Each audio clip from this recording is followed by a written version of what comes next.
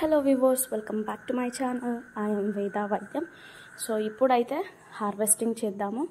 So చాలా మంచిగా yellow కలర్గా అయితే అన్నీ కూడా పండయ్యాయి అన్నమాట, స్వీట్ లైమ్స్.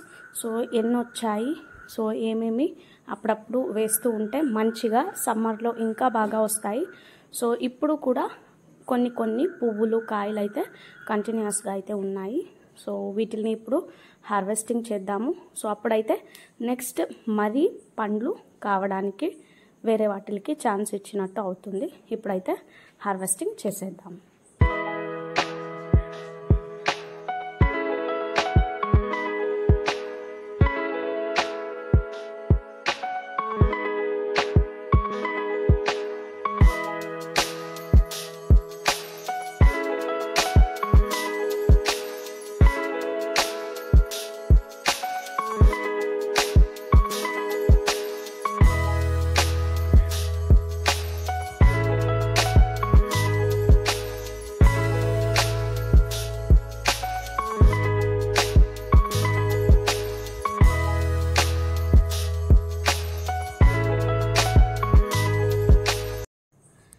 ఇంకా ఇలా చిన్నగా లెమన్స్ వచ్చేవి.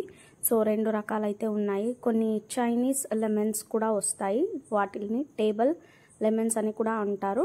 సో రౌండ్గా ఉంటుంది, ఆరెంజ్ లాగా. బాగా పండిన తర్వాత ఆరెంజ్ ఎలా అయితే లోపల నారింజ కాయలు ఎలా అయితే ఉంటాయో అలా పీసెస్ లాగా కూడా వస్తుంది. సో అది కూడా చాలా పుల్లగా అయితే ఉంటుంది, జ్యూసెస్ చేసుకోవచ్చు. సో అదొక వెరైటీ. ఇప్పుడు చూపిస్తున్నది స్వీట్ లైమ్ కాబట్టి సో ఇది ఎలా అంటే మనం పచ్చిగా ఉన్నప్పుడు కూడా తినొచ్చు, స్వీట్గా పుల్లగా ఉంటుంది. పండైన తర్వాత కూడా తినొచ్చు. సో వీటిల్ని తొక్కతో సమేతంగా తినేయొచ్చు అనమాట.